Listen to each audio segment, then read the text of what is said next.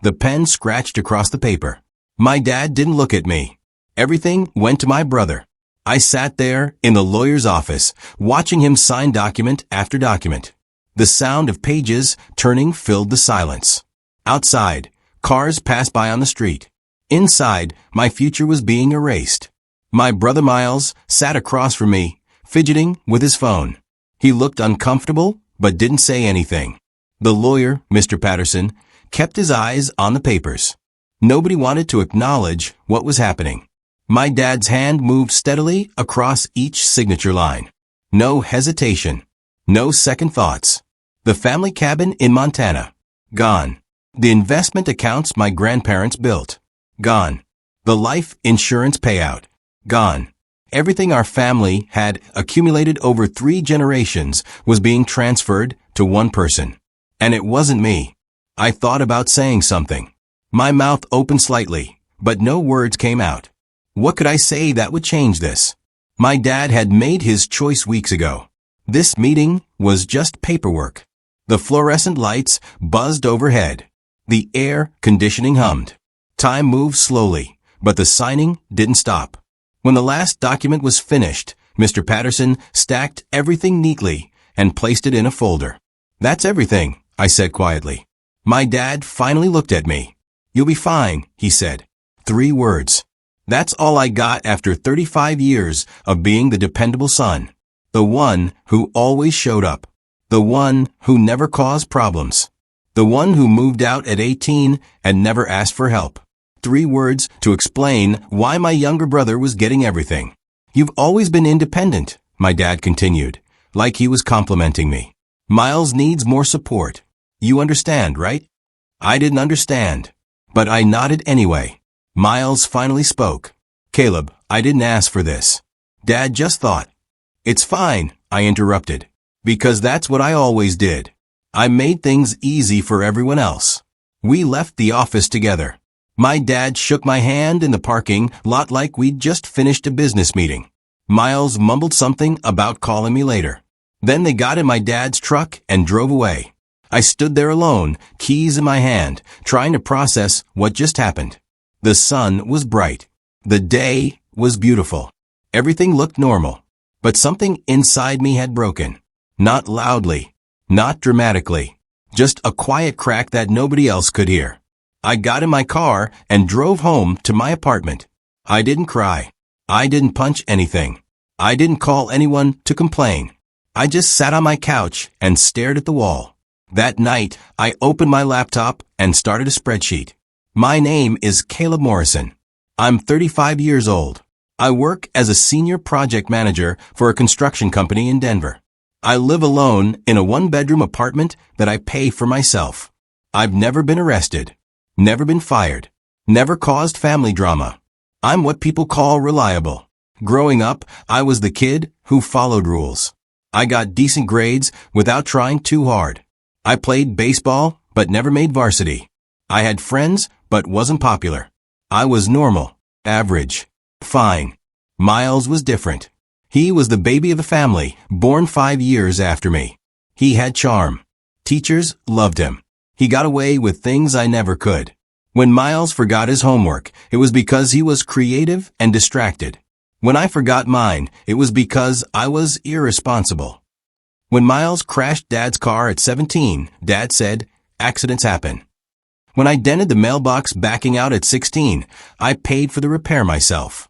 I learned early that Miles and I played by different rules. But I didn't hate him for it. That's just how it was. I left home at 18 and went to community college. I worked full-time at a hardware store and took classes at night. It took me 6 years to finish my degree, but I graduated with no debt. Miles went to a private university. Dad paid for everything. After the will meeting, I did something I'd never done before. I disappeared. I didn't answer calls. I didn't show up for Sunday dinners. I didn't text back. For 3 weeks, I went completely silent. My phone buzzed constantly at first. Messages from my dad asking if I was okay. Voicemails from Miles saying we should talk. Even my Aunt Carolyn called, confused about why I missed her birthday party. I ignored all of it. Instead, I worked. I went to my job every day. I hit the gym every morning. I meal prepped on Sundays. I read books I'd been meaning to read for years. I built a routine that had nothing to do with my family. At work, my boss noticed the change. I volunteered for extra projects. I stayed late without being asked. I finished reports ahead of schedule. "You okay, Caleb?" she asked one afternoon. "Never better," I said. And weirdly, I meant it. Without the constant pull of family obligations, I had energy I didn't know I had. Without the expectation that I'd always be available, I could focus on myself. One night, I got a text from Miles. "Dad's asking about you. He's worried." I typed and deleted 3 different responses. Finally, I wrote back, "I'm fine." The same words my dad had used. Miles replied immediately, "Can we talk?" I turned my phone off and went to bed. The spreadsheet I'd started the night of the will meeting had grown. It listed every time I'd helped my family financially. The list was longer than I expected. When Miles lost his job 3 years ago, I loaned him $4,000. He paid back $800. When Dad needed a new roof, I contributed $5,000. Miles contributed nothing. When Mom was alive and needed care during her final months, I took 2 weeks off work, unpaid, to stay with her. Miles visited twice.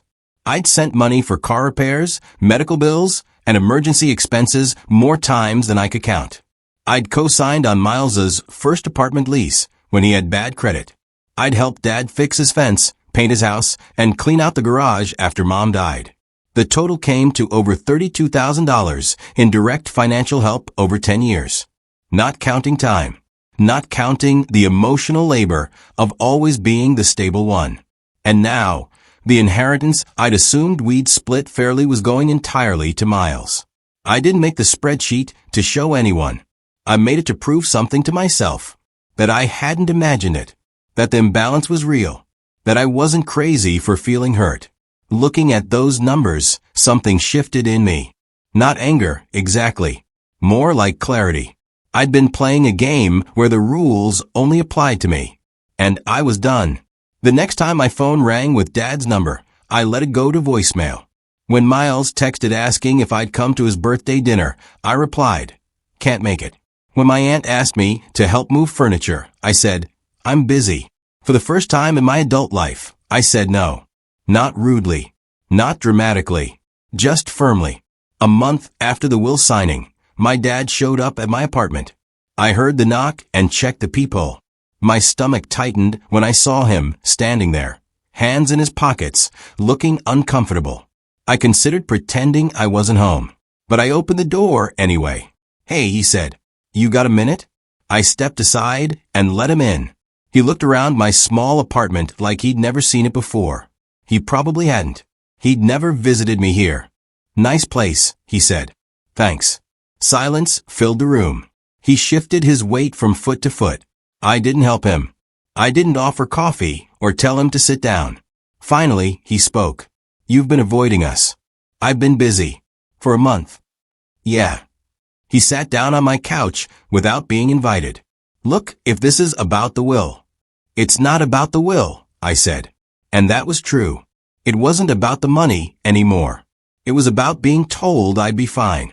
Like my feelings didn't matter. Like 35 years of being reliable had earned me nothing. "Then what's it about?" he asked. I wanted to say so many things. I wanted to show him the spreadsheet. I wanted to list every time I'd helped and every time Miles had failed. But I didn't. "I'm just focusing on myself right now," I said instead. "That doesn't sound like you. Maybe you don't know me as well as you think." That conversation lasted 20 minutes. My dad tried to explain his reasoning. Miles needed more help. Miles had struggled. Miles was working on getting his life together. And the inheritance will give him security, Dad said. A foundation. "What about my foundation?" I asked. "You already have one. You built it yourself." There it was again. That same logic.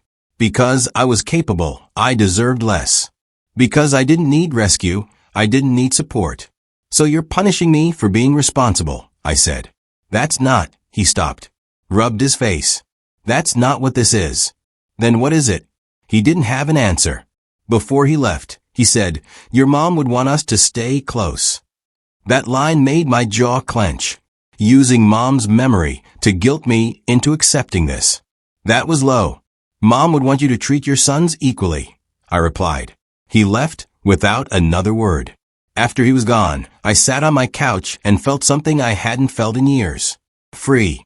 I wasn't carrying anyone anymore. I wasn't fixing anyone's problems. I wasn't being the steady, dependable, boring son who always said yes. I was just myself. And that was enough. Over the next 2 months, I doubled down on work. I took on a massive project that required 70-hour weeks. My boss was impressed. The clients were happy. I got a bonus. I put every dollar into savings. I stopped going to family events. Not to punish anyone, just to protect myself. Miles called once. "You're really going to cut us off over money?" "I'm not cutting anyone off," I said. "I'm just busy." For 3 months. Yes. 6 months after the will signing, everything changed. I got a call from my Aunt Carolyn. She didn't start with small talk. "Your brother's in trouble," she said. My stomach dropped. What happened? He invested the inheritance. Some business opportunity. It fell through. How much did he lose? She hesitated. Most of it. Most of it. The cabin. The investments. The security my dad had promised Miles would have. Gone. How much is most? I asked. About $200,000. I felt sick. Not because I cared about the money anymore, but because I'd seen this coming.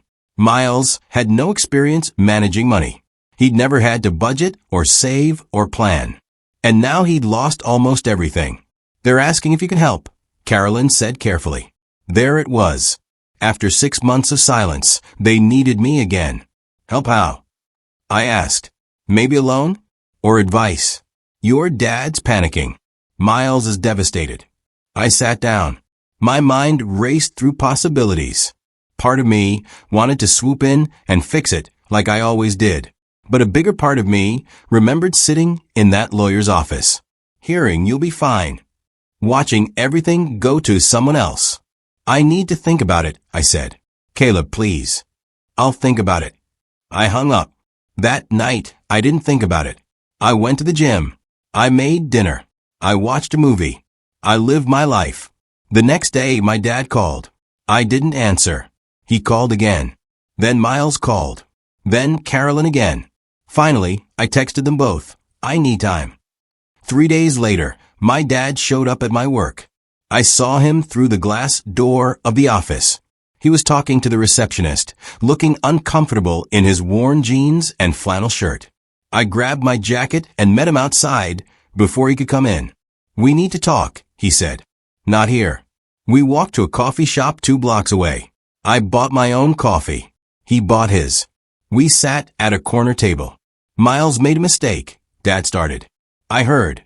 "He invested with someone he trusted. It turned out to be a scam." "Okay." Dad leaned forward. "Caleb, he lost almost everything. The investments, the savings. We had to sell the cabin to cover some debts." The cabin. My grandparents' cabin. The place where I'd spent every summer as a kid. Gone. "I'm sorry," I said. And I was. But not sorry enough to fix it. "I know I hurt you with the will," Dad continued. "I understand why you're angry. But Miles needs help. Real help. He needs to learn," I said quietly. "Learn what?" "How to be homeless. How to be responsible." Dad's face hardened. "So you're just going to watch your brother suffer? I watched you give him everything and expect nothing. Now he's learning what that costs." "You sound cold." "I sound realistic." We sat in silence. People around us laughed and chatted. Normal Tuesday morning. But our table felt heavy. "What do you want from me?" Dad finally asked. "Nothing," I said. "I don't want anything from you." "Then what do you want?" I thought about that. What did I want? An apology? An admission that he'd been wrong? Validation? None of that would change anything.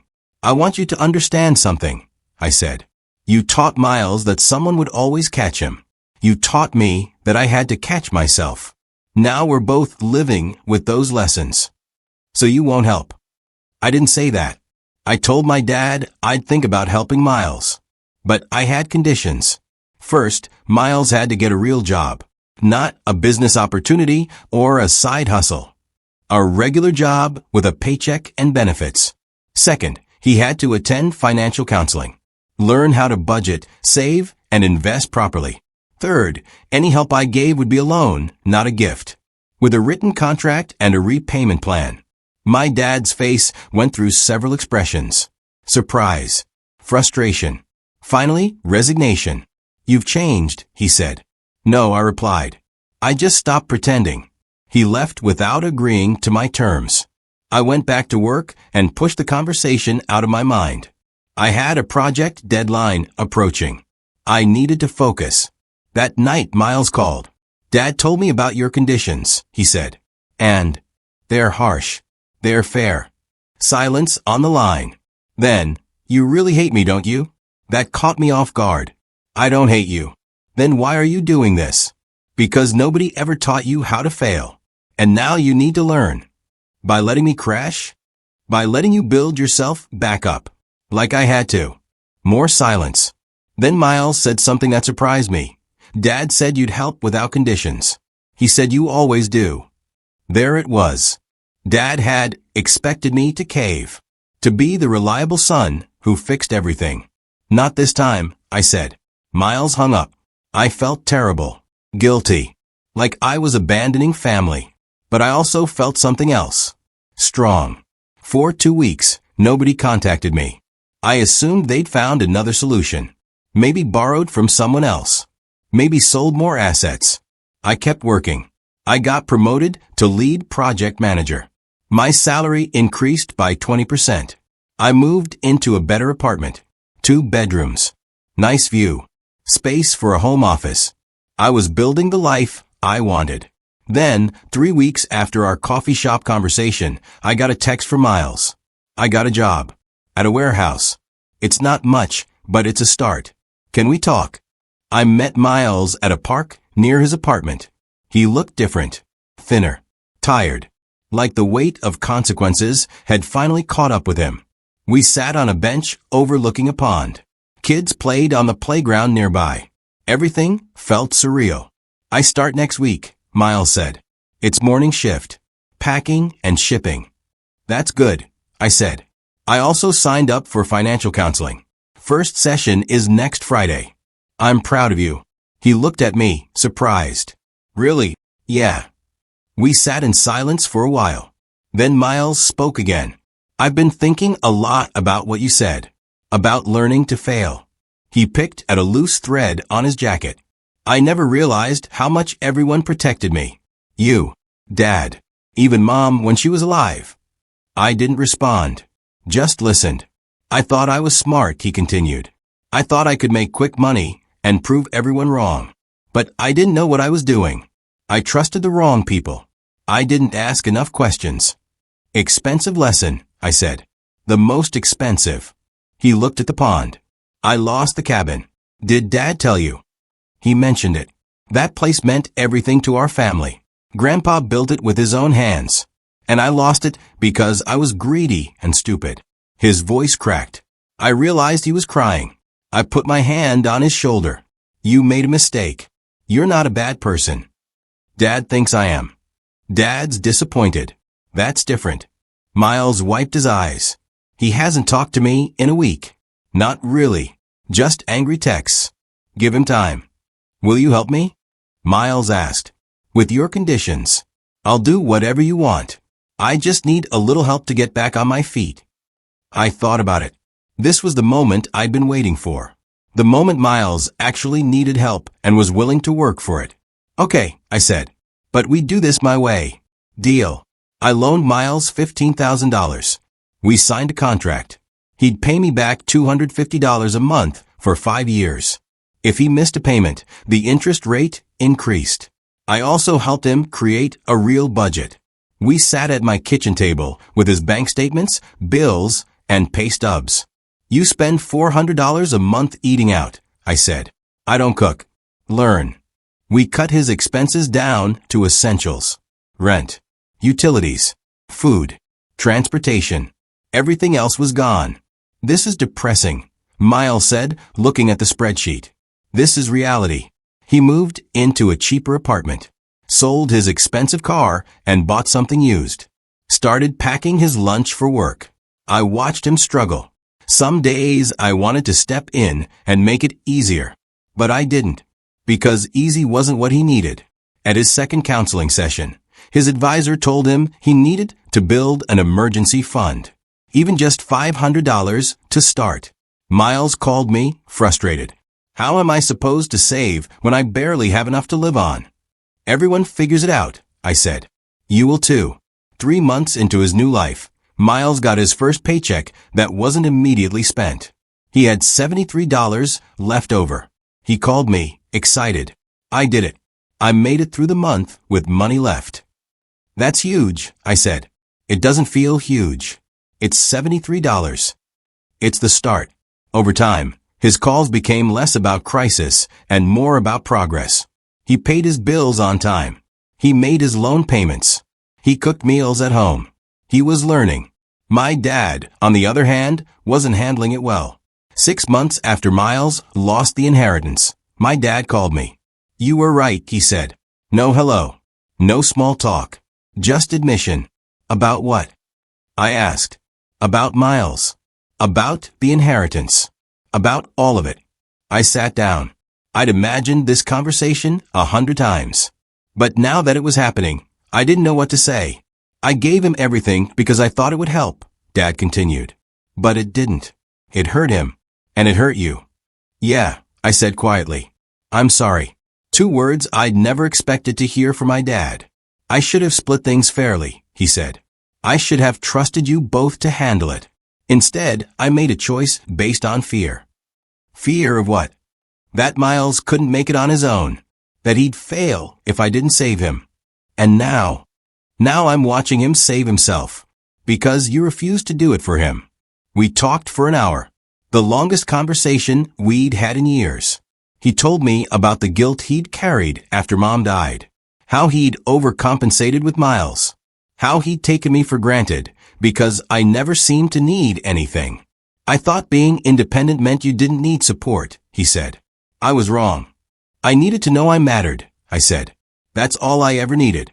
You do matter. You always have. Before we hung up, Dad said, I can't undo the will. But I can do something else. What? Give you what I should have given you from the start. Respect. It wasn't money. It wasn't an inheritance. But somehow it was enough. That night, I updated my spreadsheet one last time. Not to track what I was owed, but to track what I'd built. The promotion. The new apartment. The savings account that was actually growing. I'd done it without family money. Without shortcuts. Without anyone catching me. I'd done it alone. And I'd proven something I needed to prove. That I was fine. Not because someone told me I would be, but because I'd made it true. A year after the will signing, everything looked different. Miles had saved $2,000. He made every loan payment on time. He got promoted to supervisor at the warehouse. We had lunch once a month. He talked about work, budgeting, and his plans to take a community college course in business management. I'm thinking about starting another business eventually, he said one afternoon. My gut clenched. Miles. But not now, he added quickly. Not until I actually know what I'm doing. Maybe in 5 years. That sounds smart. I learned from the best disaster teacher, he said with a small smile. My relationship with Dad improved too. We had dinner every few weeks. He asked about my work. Actually listened when I talked. He stopped comparing us. Stopped making excuses for Miles. Started seeing us both as adults. One evening, he handed me an envelope. What's this? I asked. Open it. Inside was a check for $20,000. Dad, I don't need. It's not about need, he interrupted. It's about fairness. I can't give you back the inheritance. But I can give you this. I looked at the check. It was a fraction of what Miles had received. But that didn't matter. What mattered was the gesture. Thank you, I said. Thank you for not giving up on Miles. On our family. Even when we didn't deserve it. I deposited the check and put it toward a down payment on a house. Something that was mine. Something nobody could take away. The house was small. 2 bedrooms, 1 bathroom in a quiet neighborhood. It needed work, but it was perfect. Miles helped me move in. We carried boxes, assembled furniture, and ordered pizza. "This is nice," he said, looking around. "You did good." "We both did," I replied. "Yeah," he agreed. "We did." 2 years after the will signing, I got a promotion to senior director. The job came with a significant raise, a company car, and the authority to lead major projects across 3 states. I was traveling more, meeting with clients, building a reputation. People knew my name. Miles was doing well too. He'd completed his community college courses. He'd been promoted again. He had a girlfriend who worked as a nurse. He called me one day, excited. "I paid off the loan," he said. "Early." "Yeah. I got a bonus and decided to finish it." "Miles, that's incredible. I couldn't have done it without you. You taught me how to actually manage money. You taught yourself. I just didn't rescue you."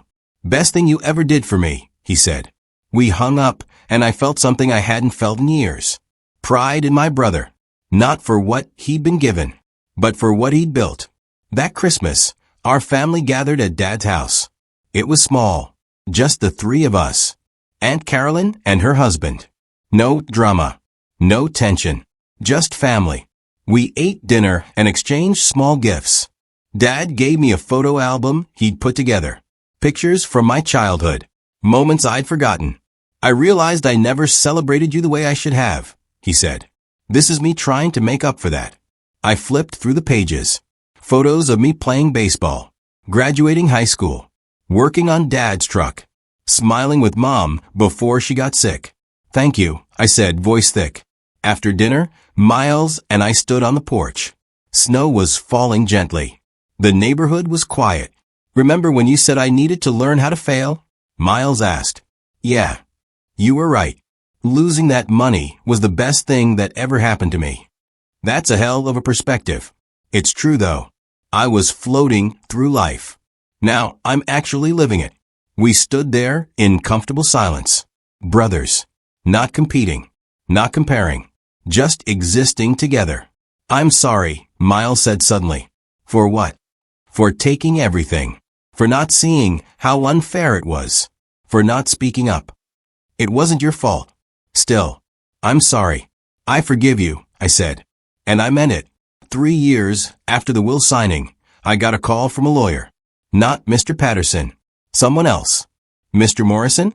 This is regarding your grandfather's estate." My stomach dropped. "My grandfather's been dead for 15 years. "Yes, sir. We're aware. But we've recently discovered an oversight in the estate distribution." "What kind of oversight?" "Your grandfather established a trust for both grandchildren. Due to an administrative error, only your brother's portion was distributed. Yours remained in the trust, accruing interest." I sat down. "How much are we talking about?" "Approximately $112,000. The room spun. My grandfather had left me money. All along. And nobody knew. The trust documents were misfiled," the lawyer continued. "We only discovered them during a routine audit.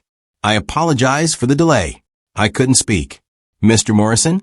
I'm here, I managed. We can have the funds transferred within 2 weeks. I'll send you the paperwork." After we hung up, I sat on my couch, staring at nothing. $112,000. Money that was mine, that I'd never known about.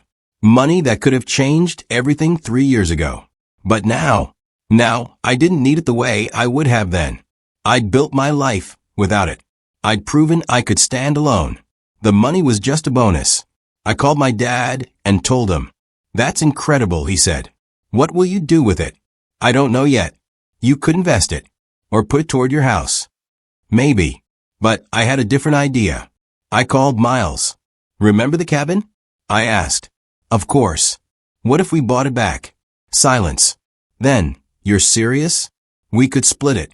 Make it a family place again." "Caleb, that would be..." I don't know what to say. "Say yes." "Yes," he said, voice breaking. "Absolutely yes." It took 6 months to track down the people who'd bought the cabin. They'd barely used it. It sat empty most of the year. When I made an offer, they accepted immediately. Miles contributed what he could. $20,000 he'd saved over 3 years. I covered the rest with the trust money. We closed on it in March.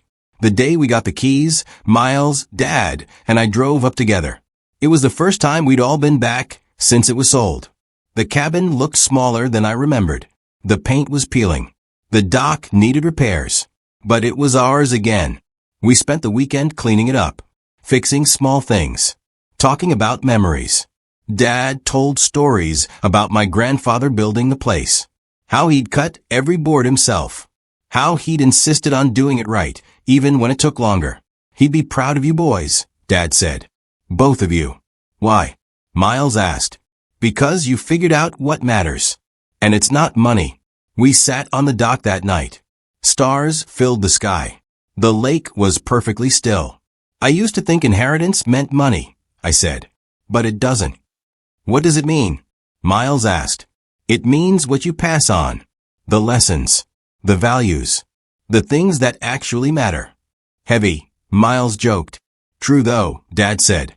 We sat there in silence, 3 generations of Morrison men, finally on the same page. The cabin became our meeting place. Every few months, we'd go up together. Sometimes just us. Sometimes with Miles's girlfriend or Dad's friends. It stopped being about what we'd lost and started being about what we'd built back. For years after the will signing, I met someone. Her name was Brooklyn. She worked as a nurse at the same hospital as Miles's girlfriend. We met at a barbecue. She was smart, funny, and didn't take my seriousness too seriously. You think too much, she told me on our 3rd date. I know. It's not a bad thing.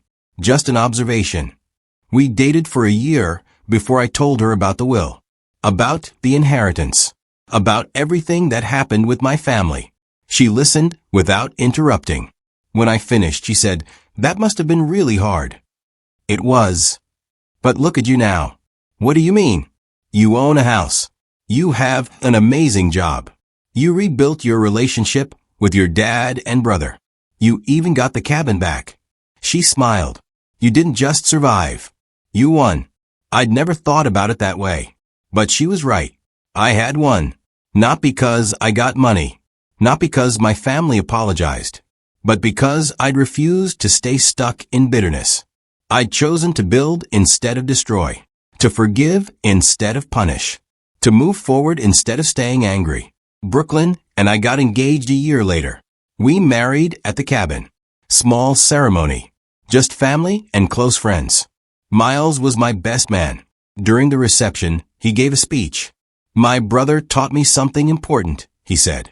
He taught me that sometimes the best thing someone can do for you is refuse to save you. People laughed, not understanding. I mean it, Miles continued. Caleb, let me fail. Let me struggle. Let me figure things out. And because of that, I became someone worth being. He raised his glass. To Caleb. The best brother I never deserved, but somehow got anyway. We toasted. Brooklyn squeezed my hand. Dad came up to me later, eyes wet. Your mom would be so proud, he said. Of what? Of the man you became. Despite everything. Because of everything, I corrected. He smiled. Yeah, because of everything. 5 years after the will signing, I looked back on everything with different eyes. The anger I'd felt sitting in that lawyer's office was gone. The hurt had faded. The resentment had dissolved. What remained was understanding. My dad had made a mistake. Not out of malice, but out of fear and misguided love. Miles had been enabled. Not because he was bad, but because nobody taught him better. I'd been taken for granted. Not because I didn't matter, but because I never asked for proof that I did. We were all just people. Flawed. Trying. Learning. The inheritance had seemed like everything. Like proof of worth. Like a measure of love. But it wasn't. The real inheritance was what came after. The growth. The conversations. The rebuilding. That's what my grandfather actually left us. Not money in an account, but the opportunity to become better.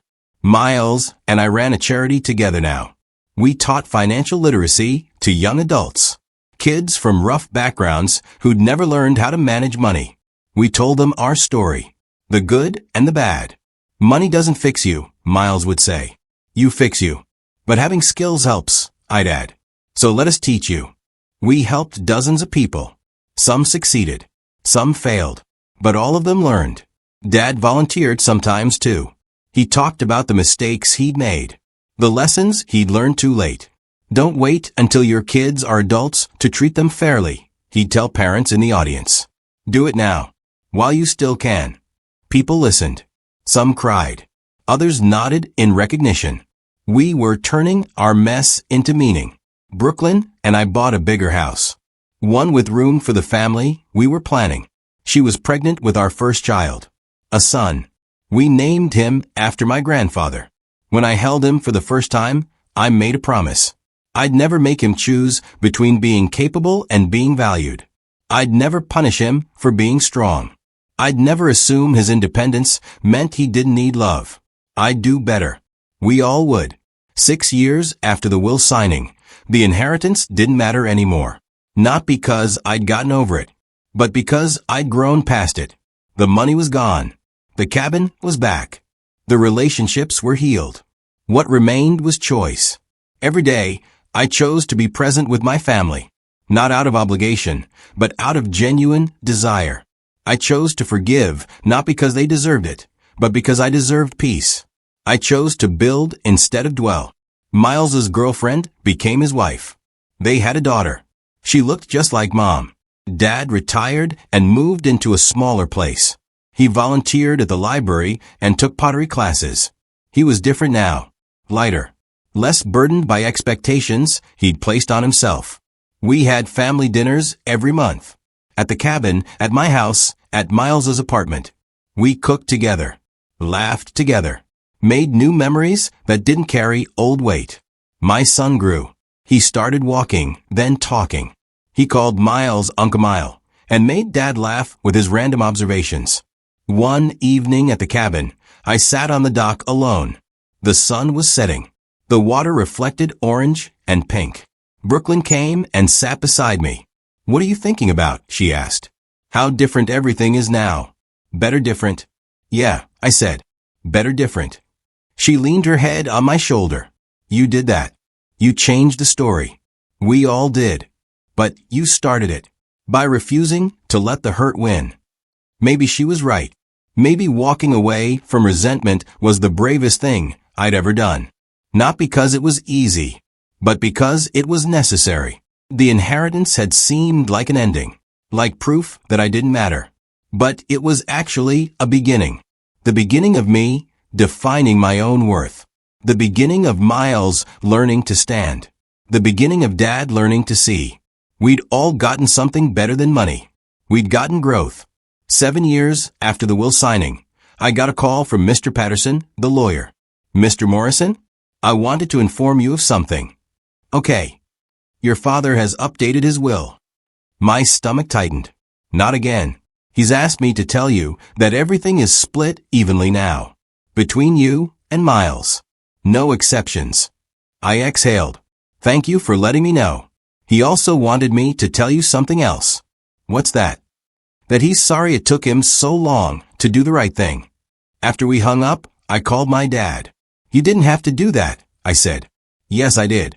I'm not mad anymore. You know that, right? I know. But I needed to fix it anyway. Not for you. For me. We talked for a while. About everything and nothing. Before we hung up, Dad said, You know what I'm most proud of? What? That you didn't let what I did make you bitter. You could have. You had every right. But you chose different. I learned from the best, I said. Who? You. Eventually. He laughed. It was a good sound. That night, I told Brooklyn about the updated will. How do you feel? She asked. Relieved. Not because of the money, but because it means he understands now. Understands what? That love isn't about who needs more. It's about seeing both people clearly. She kissed my forehead. You're a good man, Caleb Morrison. I'm a work in progress. Aren't we all? 8 years after the will signing, Miles and I stood in the same lawyer's office where it all began. But this time, we were there together. We were setting up a trust for our kids. A real one. Fair. Clear. Equal. You want to split everything 50-50? Mr. Patterson asked.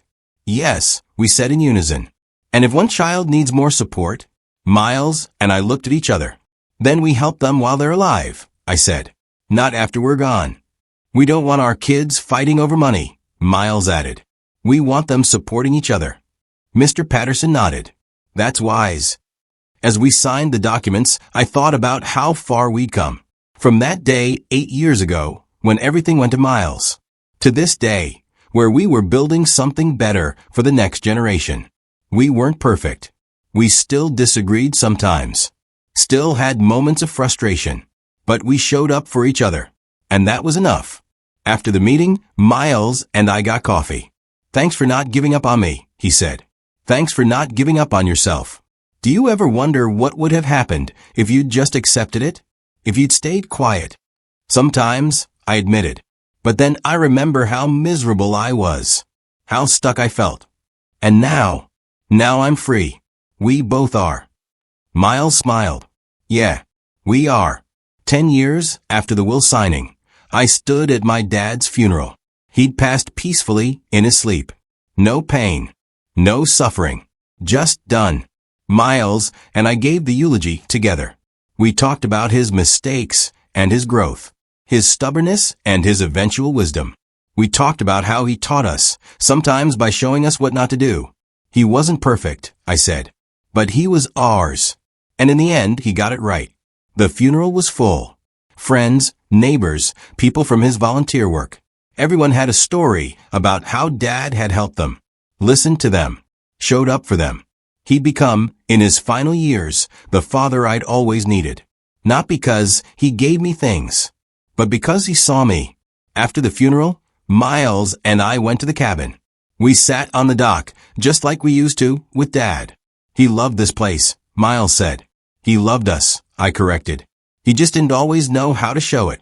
But he learned. Yeah, he learned. We scattered his ashes in the lake, watched them disappear into the water. It felt right. Him becoming part of the place he'd helped us reclaim. As we left, Miles said, I'm glad we fixed things. Before he died. I'm glad he knew we were okay. Me too. Do you think he knew how much he changed our lives? I think he knew he tried. And that's what mattered. 15 years after the will signing, I'm 50 years old. My son is in high school. He's smart, kind, and more balanced than I ever was. Miles's daughter is thriving too. She wants to be a teacher. Brooklyn and I are still together. Still happy. Still growing. The cabin is full of new memories now. Birthday parties. Summer vacations. Quiet weekends. It's not a shrine to the past. It's a living place. Full of life and laughter. The inheritance that almost destroyed us became the foundation for something better. Not because of the money itself, but because of what we learned fighting over it. We learned that worth isn't measured in dollars. That love isn't proved by gifts. That family is built through effort, not entitlement. These lessons shaped everything that came after. My relationship with my son. Miles's relationship with his daughter.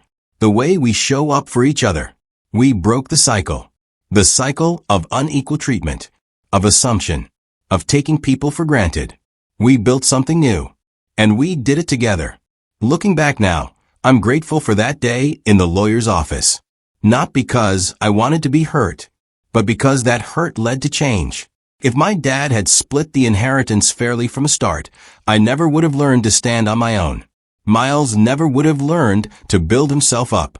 Dad never would have learned to see us both clearly. We needed the crisis to force the growth.